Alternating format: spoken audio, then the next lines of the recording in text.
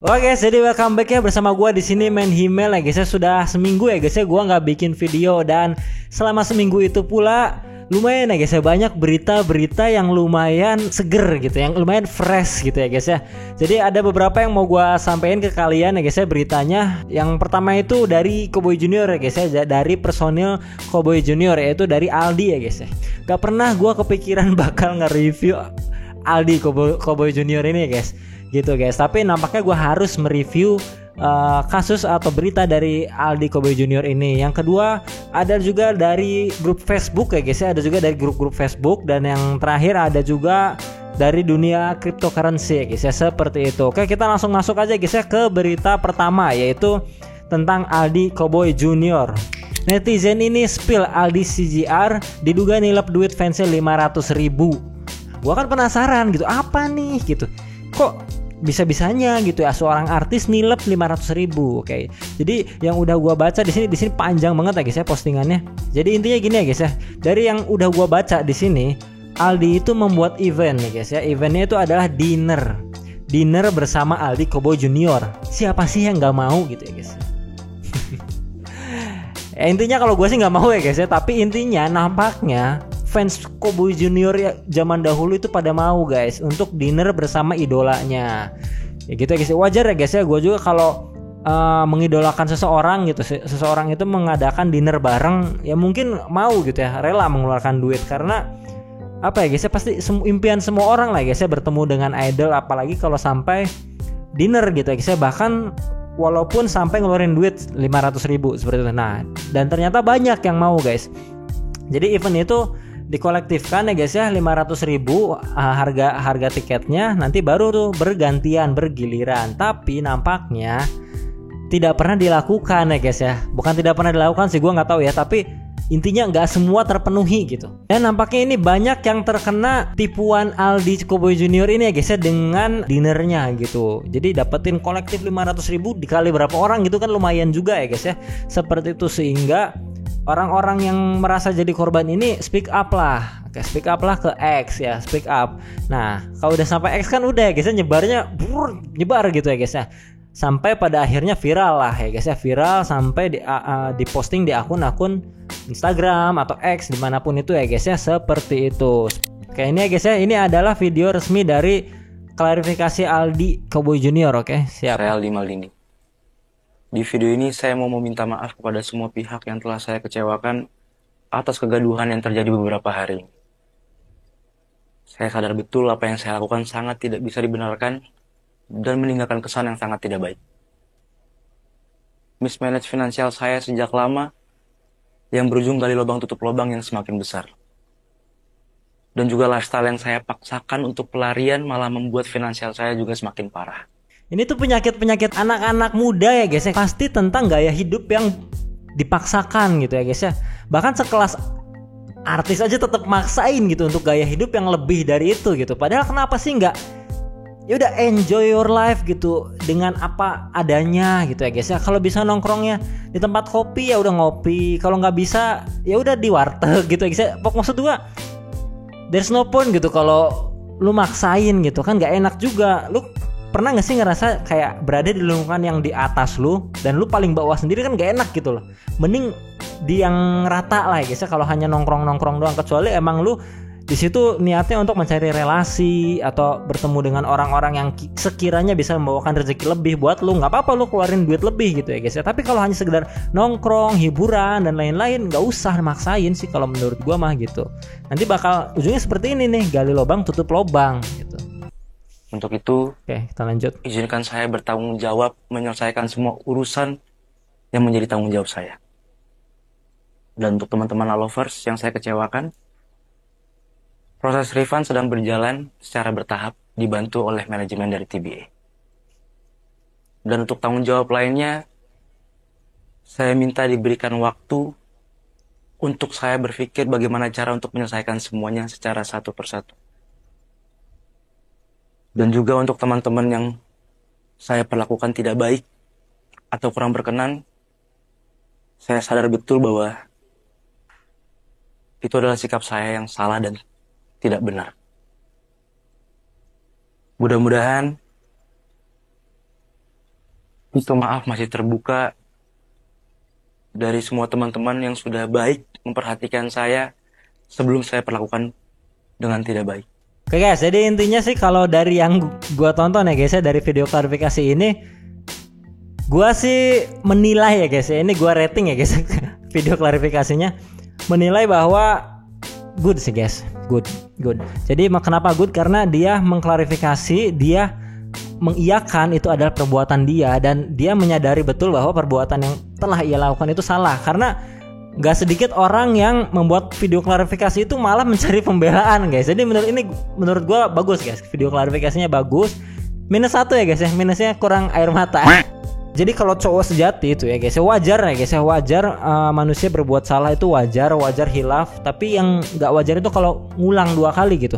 Nah makanya di sini dia bertanggung jawab, dan segala prosesnya akan dia tutupi satu persatu ya guys ya, seperti itu. Keren sih ya guys, menurut gua semoga bisa jadi pelajaran buat kita semua ya guys ya, dari kasus ini guys, seperti itu ya guys ya. Oke, kita lanjut ke berita selanjutnya.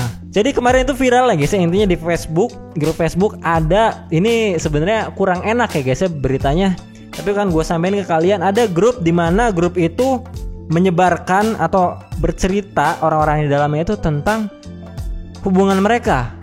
Namun aneh ya guys ya, ini adalah hubungan sedarah yang mereka lakukan dan di-share pengalaman mereka. Seperti contohnya kayak bapak dengan anak, anak dengan ibu, ibu dengan sepupu, seperti itu ya guys ya. Jadi diposting di Facebook di dalam grup yang namanya hubungan sedarah. Oke, kita kasih lihat ya guys ya. Gua bakal kasih lihat ke kalian seperti apa grupnya. Ternyata nama grupnya itu adalah Fantasi Sedarah ya guys. Jadi di sini orang-orang ini berfantasi, bahkan nge-share pengalaman mereka tentang gimana sih hubungan sedarah itu. Oke, kita lanjut ya guys ya, kita lihat beberapa fotonya guys.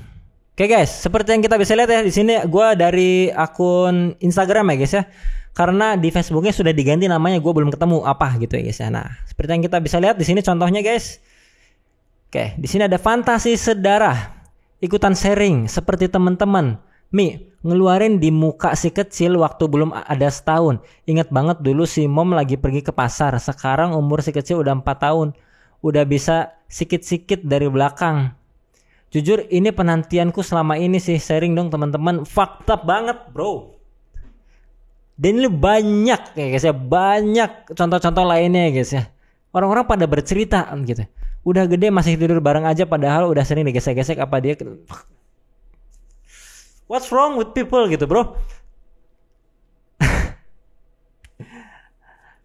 Ini gokil sih bro. Dan masih banyak lagi, ini anggotanya berjumlah 32.000 orang guys. Orang bejat semua dalamnya guys. Mereka pokoknya bertukar cerita, bertukar foto, bahkan ya guys ya, di grup tersebut gitu. Berganti nama menjadi Cerita Fantasimu.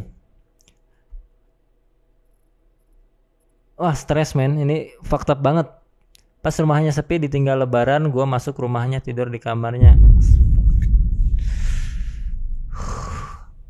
Mungkin bener ya guys ya, akhir zaman itu sebentar lagi. What the fuck man?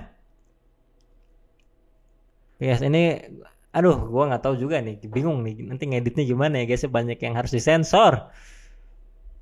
Oke guys, kita beralih aja guys ya ke grup-grup yang aneh yang lainnya gitu ya guys, yang mungkin nggak vulgar gitu. Kalian bisa lihat grup manusia purba. Apa isinya coba? Ini orang-orang gabut aja isinya guys. Intinya orang-orang gabut tuh. Bro tos. Oke. Berapa tos jajan tos orang-orang tos purba tos? Beto be like ya. Bahasa susah aja. Bitos like tos. Mentos. Coklatos. Pita piatos. Jadi ini adalah jajanan-jajanan orang zaman purba ya guys ya. Oke, ada lagi ya guys ya dari grup NNN, ngeluh ngesah nganggur. Jadi ini perkumpulan orang-orang nganggur ya guys ya. Perkumpulan orang-orang nganggur. 18 menit yang lalu, oke, Imam Budi Rahayu baru kerja udah bikin masalah. Jangan dong ya guys ya, jangan. Malah balasnya asik tuh lagi. Kalian beneran nganggur kan? No tipu-tipu. Gue udah nganggur 3 tahun BTW. Cari kerja dong ya kan, cari kerja, malah sharing pengalaman nganggur aja. Oke, kita lanjut ya guys ya. Oke, berita selanjutnya, berita yang lumayan serius ya guys ya. Ini berita datang dari Prancis ya guys ya, dari Prancis, yaitu dari dunia kripto ya guys ya. Jadi ada kasus penculikan ya guys ya yang dialami oleh apa ya, kalau pemegang kripto apa bahasanya, pengusaha apa bukan ya guys. Intinya orang yang punya kripto banyak gitu ya guys ya. Nah, kita tonton dulu di sini guys.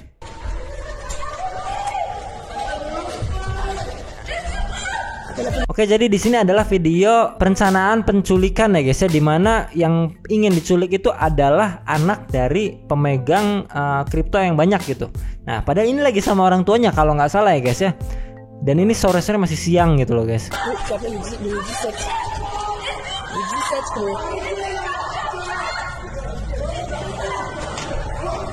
Tuh guys, ini orang tuanya ya guys ya, bapaknya. Ini anaknya ditarik-tarik guys. Pistol dibuang. Oke,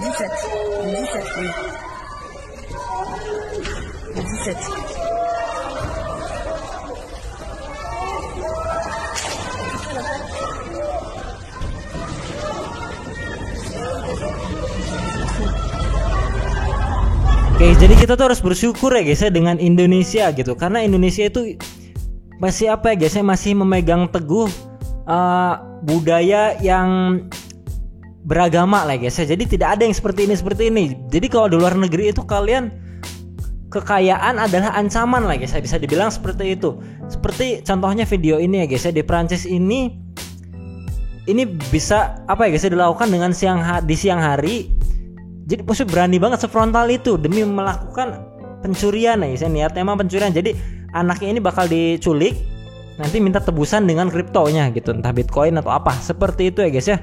Oke guys, jadi yang bisa kita ambil dari video ini adalah jangan paksakan kehidupan kalian ya guys ya. Tidak usah berfoya-foya, tidak usah juga kalian menunjukkan seberapa kaya kalian, karena itu akan berakibat buruk ya guys ya ke diri kalian sendiri. Seperti yang bisa kita lihat ya dari kasusnya Aldi yang berfoya-foya, tidak sesuai dengan kemampuannya, jadi gali lubang tutup lubang dengan utangnya, nipu fansnya gitu ya guys. Ataupun dengan video yang baru gua tunjukin tadi, itu adalah kalau kalian flexing gitu, enggak ya guys, itu bahaya sebenarnya. Banyak orang yang iri gitu ya guys ya ke kalian. Jadi orang-orang jahat itu karena mungkin gitu ya, bukan karena mereka jahat atau gimana gitu, tapi karena mungkin gak suka gitu, kita itu angkuh, kita itu terlalu flexing, terlalu sombong, jadi orang banyak yang gak suka ke kita. Jadi banyak orang yang doain jelek ke kita, seperti itu ya guys ya. Jadi tetap stay humble ya guys ya, stay humble, hidup dengan apa adanya aja, gak usah